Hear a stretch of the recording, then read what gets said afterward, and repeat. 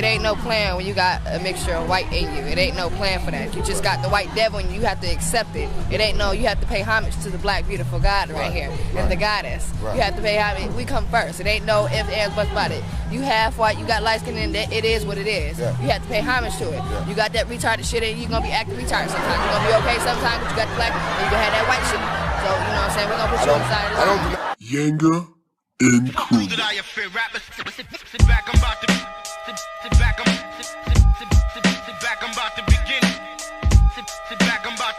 Yenga and Kuma.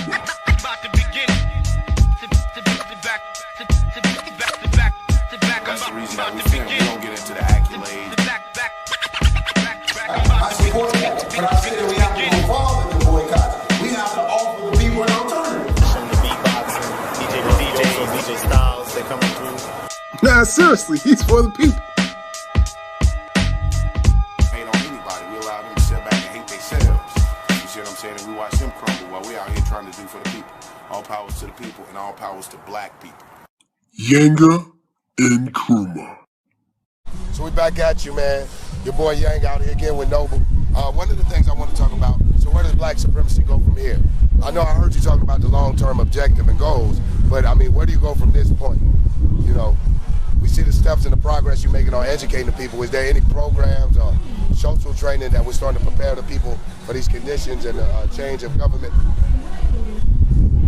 Like I said, you know, and I made this point. I made an analogy comparing Jesse Jackson and Al Sharpton to Farrakhan. And it's I think it's one of the greatest analogies I've ever used to make a point. Farrakhan pushes nationalism like a nation. He adds Islam to it, but it's still a certain element of nationalism there. We need to separate from the white man. He teaches this and get our own land, and it comes from Honorable Elijah Muhammad. Jesse Jackson and Al Sharpton mobilizes on situations that are going on that affect black people in order to raise national attention and to put pressure on the political system. Those are two different strategies. My point in bringing that up is this a question of what are the people ready for? Black supremacy objective is to survive and broadcast to people are ready for what we have to offer. I can talk separatism, I can talk guerrilla warfare, I can talk nation building, I can talk independence, but until the people are ready up for it, I'm just talking. So there's no program on the table but preparation for the type of social settings that are going to be perfect for people to come in the true enlightenment of who they are. You follow where I'm going with that? I do follow where you're going with that. Because, I mean, that's why Farrakhan hasn't done it. Because the people want, if I can go to Ferguson right now, we can put a little army of men together and go to Ferguson and say, we're going to tear up Ferguson and put a new system there. We're going to go to Baltimore and tear the system up. Now, I'm from Chicago, so I can't go tell them what they need to do in Baltimore. Right. I can't go to Ferguson and tell them what they need to do. So that I can't put a plan on the table for them. But what I can do is continue to make sure that I enlighten them and get this information out so that when they are pushed to the point of needing a plan, then one is on the table. I can put the information out there so that they can grasp it at a point when they need it. But right now, our people got a lot of waking up to do to even start talking about laying a national or even global governmental structure. We got so much work to do, it's almost unimaginable. Okay. You know. So we're saying that this is just the first stage of the whole thing, is just to awaken the people. Yeah. You know. Okay. And put it out there. I mean, like they say, agitate. Take advantage of these situations and use them to wake people up, so it comes around full circle. But in the meantime, what black supremacists are doing is mastering independence. We're off the grid, trying to be out the matrix. We're practicing doing training for urban warfare ourselves. I mean, we're doing our own thing, but I can't say that represents what the masses of black people are doing. What was the deficiencies in black nationalism that you felt like, okay, this is not sufficient enough? Man, that's an excellent question. I don't think that black nationalism is inefficient. I think that the approach was inefficient. I looked in the so-called conscious community, and I'm gonna keep it real. I look at these different black organizations, and everybody that's leading them is light-skinned. a whole bunch of light-skinned people walking around in dashikis. They hating black right in the damn conscious community. Right. So I said, I'm thinking, you know, it's black nationalism. I'm thinking there was really a black love there. Yeah. I mean, a melanated love, like this guy that's right here. Yeah. I'm thinking that we're gonna have melanated love, but I saw a lot of hatred of the melanated people, and I saw a lot of light-skinned supremacy with a dashiki on. And I said, the majority of African people in the world are very melanated. African Americans, we tend to be browner sometimes, and fluctuate in the light. So if we're gonna have global African supremacy or global black supremacy, then that means the melanated people must rise up. That means there are people that look like the majority of African people. You follow? Like, what are the majority of African people? If I go to Africa, what shade is the majority of African people? So how can I be a representative of the majority of African people and I look like Farad Muhammad? I look like light, bright, and damn near white. Will we be setting up a class for light-complected brothers and sisters, though? Let me say. It ain't no plan when you got a mixture of white in you. It ain't no plan for that. You just got the white devil and you have to accept it. It ain't no, you have to pay homage to the black, beautiful God right here. And the goddess. You have to pay homage. We come first. It ain't no ifs, ands, buts about it. You half white, you got light skin, and it is what it is. You have to pay homage to it. You got that retarded shit and you're going to be acting retarded sometimes. You're going to be okay sometimes because you got the black and you going to have that white shit. So, you know what I'm saying? We're going to put you on the side of the line. I don't deny that. You know I think but isn't that one of the problems we have to face in the African community, that it is what it is. Right. We can't go back and change. We can't go back and change. We got this devil in it. It's not classism, but balance. Right. That means that the majority. What I'm scared of is sound like some Hitler shit. No, watch. The majority of people, we talk about America, but we talk about the world, and we say the minority of people control the largest amount of wealth in the world, which is the white man, right? But when we look at within the microcosm of the black conscious community, that's supposed to represent global African supremacy, that's supposed to represent black supremacy, black nationalism, Pan-Africanism, and the majority of our representation is light, that's the same thing as United States imperialism. That's still white imperialism. You know, so we can't preach black love and black nationalism and black consciousness and not give the type of reverence or create the type of balance to show that we have gotten over our Willie Lynch syndrome about how we feel about the darker people of our race. That has to change, because the melanated people, honestly, from what I've experienced, was getting it within the conscious community. They was getting attacked within the very conscious community itself. But what about our light-complected? That's supposed to represent them now. What about our light-complected people who are capable? I mean, do we just, that's what I mean about classism. Do we look at him based on his skin complexion or based on his or her skin complexion and something they had absolutely no control over? You know, if I had a control in because I'm not light-skinned, brother, that's the first thing. You got to get that recognized on tape, you know. Let me be honest, though. The white man has no control over his skin complexion. It's the same argument. I'm not saying attack the light-skinned people of our race. I'm just saying if you're going to have black love, have melanated black goddamn love. You got some allow black leaders, allow the melanated people to rule and step into positions to represent themselves. You let the cops beat us down over here, and then you oppress us over here. What's the difference? Until we can rise up and change our imagery and be represented in a different light, then we can be respected in a different light.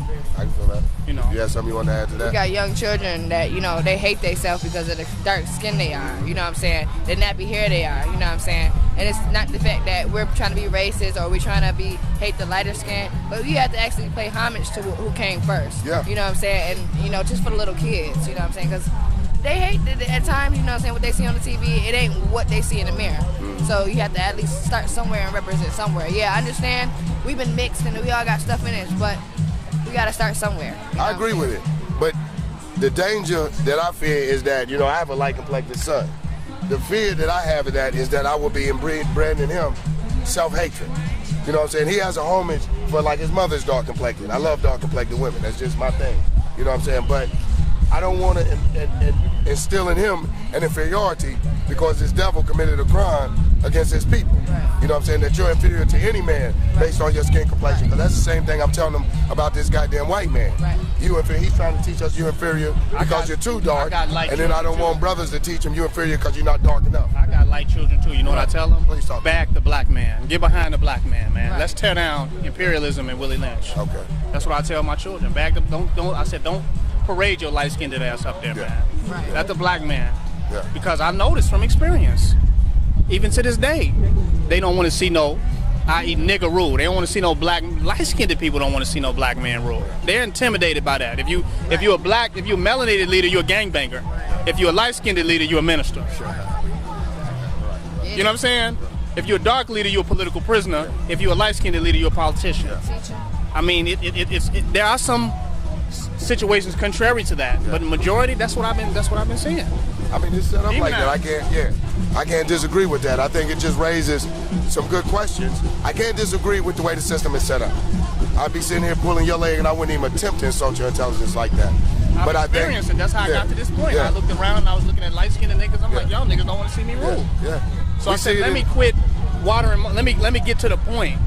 So that I can step into what I'm supposed to step into, black supremacy. Let me see how that sit with you. If that sit with a light-skinned person, you good with me. If you can stomach that.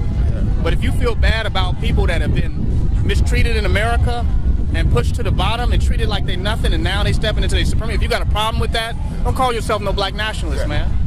Don't call yourself no Pan-Africanist, because Pan-African would have to be the universal expression of what black people are. But I'm going to tell you in the same fold, the light-complected people can say the same thing. Don't have a problem with our light because we're birthed out of that same African experience. You know what I'm saying? It's not really a color, it's a frequency. Right, true. Yeah. You gotta look at. We benefit more in America, but when we dislike our people, because that's what happened in Rwanda. When they pulled out, with the Hutu and Tutsis, when the British had favored one people, and so when they pulled out, they took the hatred of the British out on African people, their countrymen. You know what I'm saying? It's genocide. It's a form of genocide. We have to be careful not to fall into the same trap of, because they have set up a system that we allow that to develop our emotions towards our own people. Right. But you have to actually look at, you know what I'm saying, what you're actually looking at. You're not looking at a color. You're looking at a frequency. And what we have on our skin is melanin. And they actually tell you the more melanin you have, the more common sense you're going to have. And the more lighter you are, the more time you're going to actually act chaotic. You know what I'm saying? It's not the fact that we're actually trying to be funny, but we actually have to keep an eye on some of those, not all light-skinned, but some of those that have the mindset of a white. You know what I'm saying? Even though if we still have brothers that's darker than us that has the mindset of white, you know what I'm saying? It's just the fact that we have to really keep an eye on it, you know what I'm saying? Because it's really not a color thing, it's a frequency thing, you know what I'm saying? It's about, if you look at it like that, it's about democracy. Yeah. What complexion is the majority of black people within the black community? Are they light complected? Are they light or dark? What you think? No, I've never even really just thought about it, but since you put that question. Look around now. Yeah, I guess you would say light. You would say light? You say the majority of black people? Majority dark. Right. That's a fact. What are the majority of black people in the world? Are they light or dark, of African people? Oh, dark. We know that Nigeria is one of the largest places in the world. I mean, we got South Africa. What do they look like? You know? So if you're talking about democracy, then your leadership should reflect the majority of the people with no problem. Absolutely. Every now and then, yeah, there'll be light representation, but it can't be all of them. I think, isn't that a personal responsibility though? Isn't that a responsibility of, if you're in an organization and you realize these things exist and it's truly a democratic organization, how did that light complected person get elected to that power? Damn near everywhere. Jamaica, everywhere you see some leadership, it's like a light-skinned. Go ahead. Did you know in New York, in Buffalo, New York, they let all the black people cook and shit, and all the light-skinned people get to cook in front, and then on the west side, black people ain't even allowed to cook in McDonald's and be working there. Yeah, it's super racist in here. I mean, and you're gonna get that. Yeah. In Atlanta, you know what I'm saying, it's not so much racist, but when you in New York and you constantly see those crackers, they look at you like, bitch, what the fuck? What you looking at? You know what I'm saying? You get a mindset of like, okay, you get that defense mode. Being here in Atlanta, these folks out here, no disrespect, but they comfortable, they bougie as fuck. They get the hair, the nails, you know, they're flicking the shit, you know what I'm saying, flicking the wrist. They listen to me, you go to Young Thug. You idling somebody that's a faggot. You know what I'm saying? You know nothing about this dude. You know what I'm saying? You getting caught in yourself between a love affair between Baby, Young Thug, you know what I'm saying, and Lil Wayne. It has shit to do with you. Now, how does that change your life, you know what I'm saying? How does that make you different? How does that, you know what I'm saying? You beeping, you vibing, okay, you gonna vibe today, what you gonna do tomorrow? Another black boy gonna get killed, you know what I'm saying? One black child gonna get killed. And that's why blacks can't be, you know, we can't be nothing but gangster rappers because the melanated are demonized. Right. But isn't it up to... We got to reverse demonize. We got to change that demonization, and that's going to make some light-skinned people feel bad. When we went to the Well, I think if you... is telling them that they're better. Right. All I think... marketing and all commercial advertisement is telling them that they're better. I think if we use the tactic of, in reversing the demonization of melanated people, of our darker brothers, by demonizing light-complected people, I think we set ourselves up in a real risk. I think that, to me, black nationalism is about solidarity. It's about unifying. It's not it's not a theology. It's none of that BS. It's about our problems that we're facing as black people, and if we don't unify, we're not going to be able to shake them. But you got problems based on being melanated that a light-skinned person might not have those particular problems. And I feel your pain. Those problems might not even allow you to get to being able to present a solution to the whole, unless you address those problems. Exactly. We went to the protest in Atlanta that came up. You know what I'm saying? The little light-skinned girl that had the thing, you know, the little show, you know what I'm saying? You know, she got finished, and I couldn't even get the blowhorn to, you know what I'm saying, say what I want to say. Yeah, I said, fuck white supremacists, fuck police. I screamed this shit out, because I couldn't have a blowhorn. Oh, but you can have, you know, that little blonde shit in your hair and be light-skinned and be rebel. Nigga, you ain't even from the United States of America. Fuck you, man. You know what I'm saying? What did you do in the protest for? You know, y'all ain't want to put the camera on me, you know what I'm saying? Y'all ain't want to give me the blowhorn, so you know what I'm saying, you can hear the real truth. You know that's where your like you're saying, that's where your ideology is going to come in. I think we unify on the same goals and same objectives. If you know I got a sickness, you know what I'm saying, you can't get mad. If I'm coughing and sneezing, don't get mad at me for having the symptoms. Let's look at the cold. Let's look at the cause. Let's look at the flu. We know white supremacy. We know the white supremacist power structure has made it how it is. But me as one, as someone that might be considered, I'm pecan 10, someone might be considered during the spectrum. I know I'm off. I will even agree with some of the psychological issues that, you know, a theory of black people. But I don't think it should exclude me from empowerment, from being empowered as a black person. I'm not going to shake the shackles off some cracker to put some brother because he's darker than me. And he may not be most qualified. You know what I'm saying? His skin complexion, I'm from the hood and went through. Then if that's the case, that will make you worse than a white man. Because the white man understood that, and that's why he allowed affirmative action. So he could push 6 white people out the way so that one black person to make sure they get representation. That's a fact. So that means he was willing to work harder to find a qualified black person to make sure they have proper representation in a balanced society. So it's not discrimination against light, but just making sure that the melanated have proper representation. That's all. Oh, absolutely. And we believe that. You know what I'm saying? But I don't think that we can blame the people for a system. I agree with you. I think that if you have an opportunity to help any of your brothers and sisters, that you should take that opportunity. And I think that we should honor our divine blackness. But to teach a form of inferiority based on your lack, like I said, I don't teach inferiority to my children based on the limited melanin they may have compared to a cracker. So I can't teach inferiority based on someone's melanin. It's going to be that if he can outfight you, outclimb you, if he's the best man or woman for the job, they're the best man and woman for the job. And that the black experience in America is a unique experience. I'm a revolutionary Pan-Africanist, but I understand that the black man in America, brother Noble and sister, is birthed out a whole new unique experience. And I think that we have to view ours as such. And so, as I do see what you're saying, what I like a little more insight on is, are we saying, I think I do see you saying that light-complected people are inferior, but should they establish a class for themselves and move out of the way for darker people? For the record, I'm not saying that light-skinned people are inferior. I think there are certain deficiencies to being light, as though we see today there are social deficiencies and handicaps to being melanated. We cannot deny these things. But to come up with an ultimate idea of inferiority for a person based on certain descriptions, I think it's not logical. It's not rational. Right. For me to completely place you as inferior because of some deficiencies that you may have as a person. So no, I'm not saying that lighter skinned people are inferior, but I'm saying that they're gonna have to stomach the idea of black supremacy, of melanated people being in power. They're gonna have to stomach that if they truly are about Pan-Africanism and about black nationalism. That's all I'm saying. Now, inferior, no, I wouldn't say that they are inferior at all. Black supremacy means it covers every person of every shade. If you black, goddamn it, black supremacy.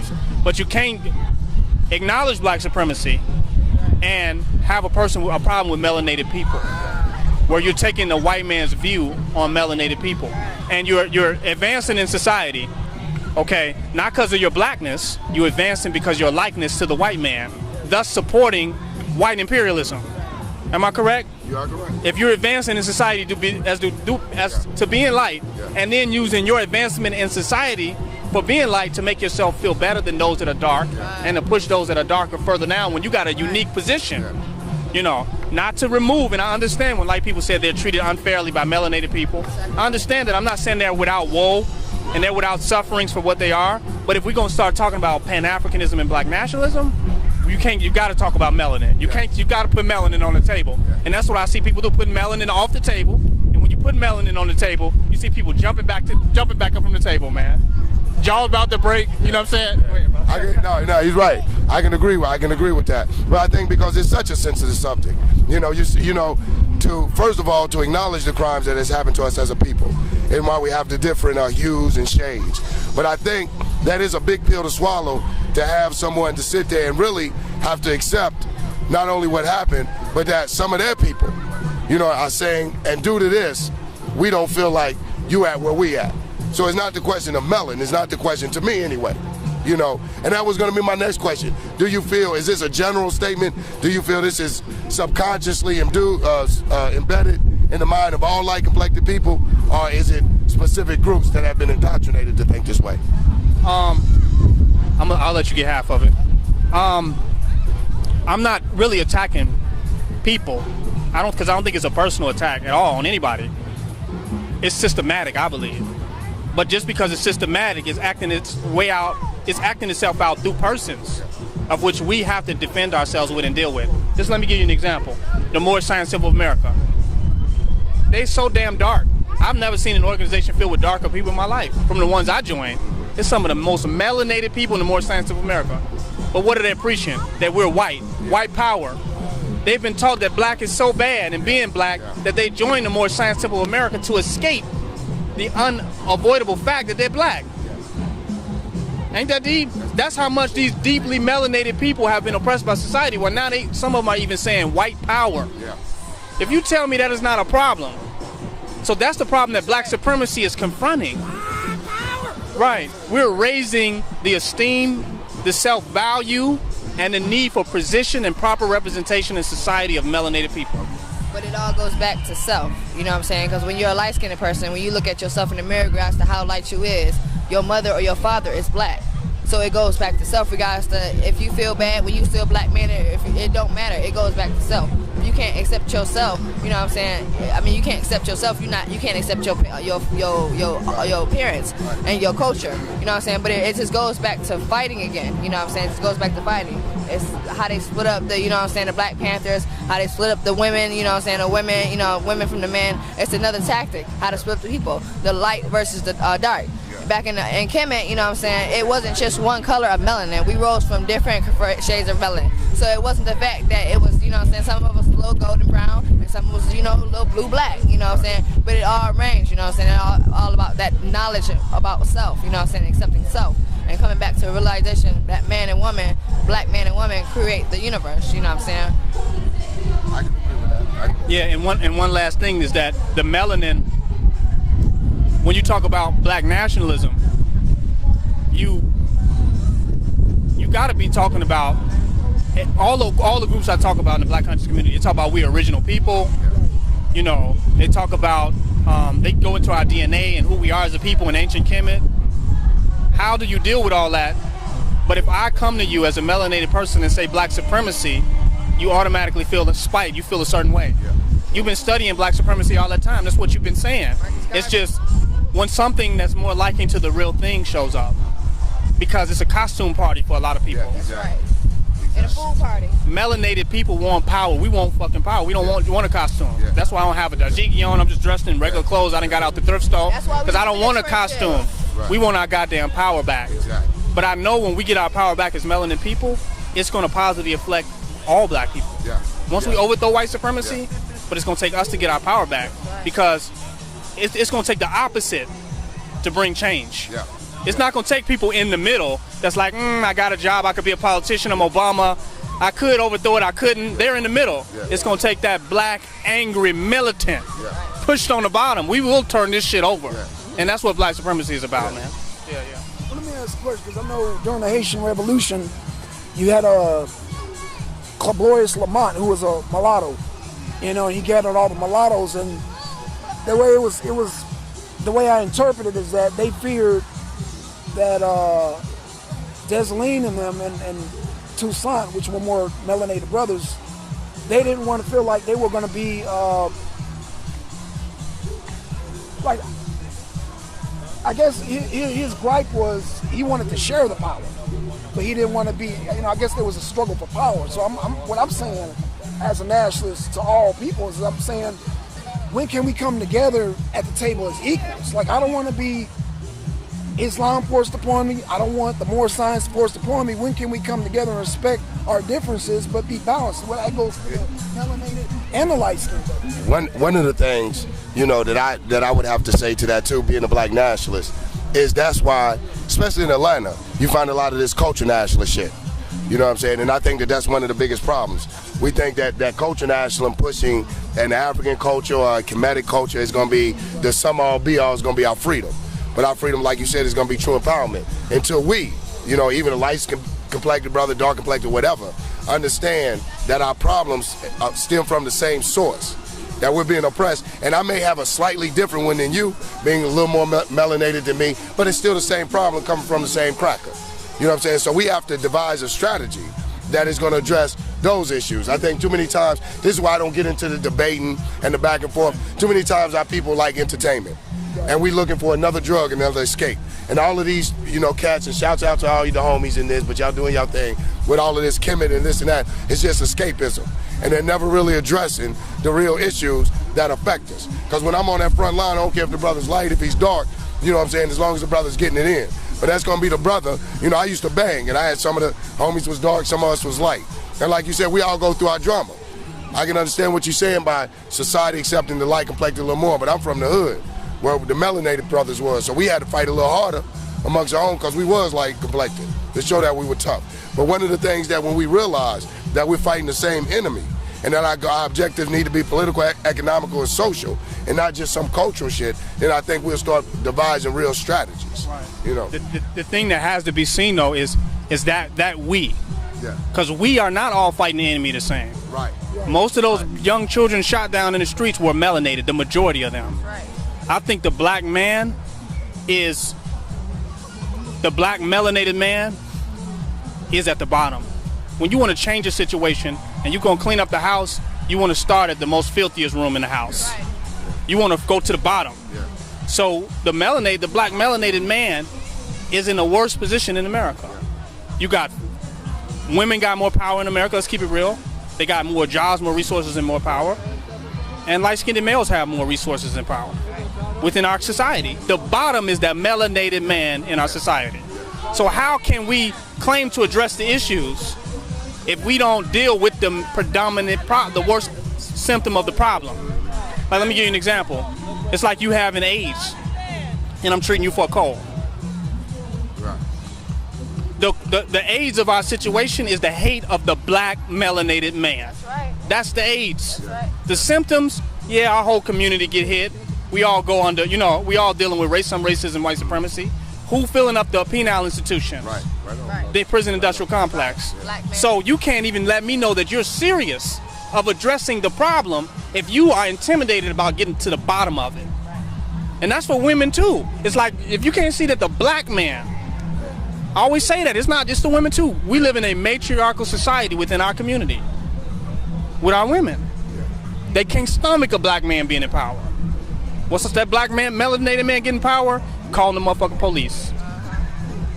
Huh? Am I lying? Black supremacy. You are definitely a gangbanger.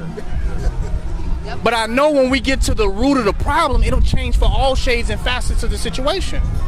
You follow what I mean? And that's my own point that I'm saying. I want to see the entire condition change. Let's deal with the problem. A lot of people can't even stomach the problem. Because as soon as I say melanin and say that, as soon as I get around women and I say, you know, it's time for the man to come in power. They say, huh? Because what? They're doing good in America. If I tell the light-skinned person we're going to tear up America, Obama's not having a problem with America.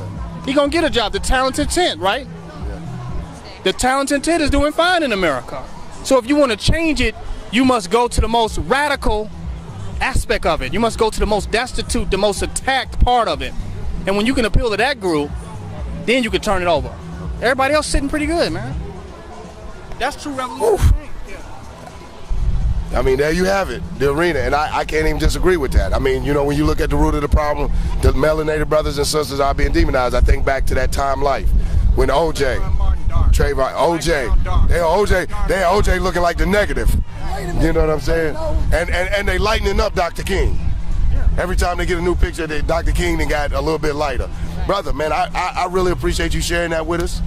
You know, even I mean, I can't. You really, when you think about it, you can't really refute that. If you're going to address and it may be a bit of pill for people to swallow, but if you're going to address the issue, the dark brothers and sisters are being demonized and are being discriminated against. My brother is a darker than me because my father's dark. You know, I take after my mother, and I've seen it all through my life. You know what I'm saying? Treated differently, talked to differently, even approached differently. You know what I'm saying? So you can't, if you're going to address the issues and address the problems that face us as Africans here in America, we have to address that. So I definitely appreciate you sharing that with us, Brother Noble. Sister, I didn't get you a jump on in there. I like to ask this young brother here, what do you watch on TV? This young you. What do you watch on TV? Tell the camera what you watch on TV. Say your name, homie. Man. What you watch on TV? What's your favorite show on TV? Everybody's. Huh? Everybody's. Everybody, what's that? What's everybody's about? Dogs. But what do dogs do? They can talk. Okay, what else they can talk? What else they do? They smart. They smart. What you learn on that show? That's Man, one of the ones school my sister. He's one of the little homies, little cubs we be messing with from the hood. Yeah, Man. Like I said, people, we need some help. If they got shows on these, you know, I got you in a minute, bro. I got you. But anywho, like, listen, we need some help. Our kids watching some damn shows about some dogs, you know what I'm saying, talking. What is we learning? You know what I'm saying? Come on. Perfect example, SpongeBob. SpongeBob is a man. Patrick is a man. Come on, what fuck you mean? No. And our babies is why fuck you mean no. But y'all niggas wanna come out here, y'all wanna party, y'all wanna have a celebration. Y'all celebrating. What the hell y'all celebrating? Cause I could have sworn we were still slaves. That's okay. In a couple months, we're gonna be celebrating the 4th. 1776. We're celebrating the Illuminati. Fuck you mean? You celebrating something you don't even fucking know. Yeah. You don't even know. Independence Day for what? What we independent for? What is we free for? Come on now. And the sister. What is we free for? Cause I'm gonna be burning some shit up come 4th of July. If I'm be free, I'm be free for real. I ain't gonna be shooting up no motherfucker. I don't wanna point the firecrackers towards some police cars. Shit, fuck police cars. Shit, fuck all the bullshit. Sometimes we gonna get it. But I ain't gonna have to put on YouTube like that. I don't need to kick it in shop. We need all our warriors. Go ahead. Some shit we ain't gonna put on. Some shit is a personal conversation. I'm feeling you, but everything we ain't gonna get any crack. But at the end of the day, you know, just one more thing, you know, I want to get this on camera. I want to bow, you know, King Noble. He's the greatest. Fuck all those other leaders. I don't know what the fuck they about. I know this man right here. This man is the great. No disrespect to nobody else. Oh, we take his disrespect. Okay, I know. But anyhow, this man right here, I've been with this man for 2 fucking years. This man ain't no child molester. This man ain't none of the motherfucking shit irritated Genie motherfucking said, none of those old fuck boys said. You heard what I'm saying? Personally said, personally living with the man. All y'all little hating ass women that's hating on this man. Listen, he gotta go to dick. I'm telling you. I ain't never had none. This is wife right here. I ain't never had none. No, that's not me in the motherfucking picture. But this motherfucker right here, this the truth right here. When I tell you this nigga got soldiers. Soldiers, true soldiers. I don't know what nobody else is doing, but this man is proving a point. You hear what I'm saying? We are living. We not supporting the white man system at all. What we doing, you know what I'm saying? It's off. Big up, you spot here. Now, King Noble, do you share this power? I know they call you king. Until we come into power as a people, I have no power to share, man. Look at our condition, man. Any black man that can say he got power is not telling you the truth.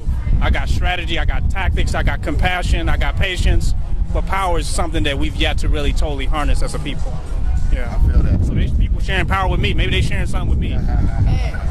Right, especially if it's empowering the people. We like what the sister said. One of the things that the sister pointed out, and we have to say, which was deep in wisdom, coming here. I've never seen this until I moved to Atlanta. You know, coming down from Cleveland, coming where it's multicultural, you see white people, this and that, is the level of neocolonialism. I studied the word, never knew what it meant, that the people who have been oppressed by oppressors would emulate the oppressors, would in fact be worse than them, until I moved to Atlanta. They got timeism, we call it timeism. They got timeism down here like hell. So like the sister said, a lot of what you see is from the bourgeoisie elitists, you know, coming through. And Atlanta, you're dealing with a lot of classism.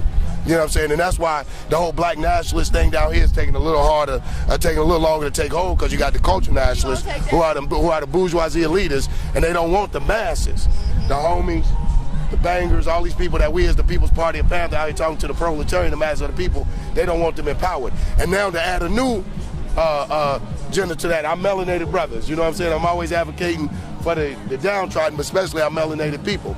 So what you see out here is just that, an affair of, and you know, congratulations to us people doing the unity thing, but it's an exercise in black capitalism. I see more vendors than I actually see more people walking around and more education and more things being put out. We just got to keep it real for what it is. But that's the difference between ideological nationalism and true black nationalism. Yeah, that's right. There's a true black nationalism that we have as a people. I think what you see out here is ideological. Yeah. True nationalism is when your neighbors is like, they came looking for you, they didn't look like they was the right people, so I didn't tell them where you was at. Right. That's real nationalism. Nationalism is when you look out for your brother and your sister, no matter what. You have integrity to your people. It's not how many books you read, how many dajikis you got, how many festivals you went through, how many DVDs you got, but when you have common compassion that you're willing to render to the next man that look like you, that's what black nationalism is at the end of the day, man. Absolutely. You know, and that's, wrap it up, and that's our cultural, and that's the aspect of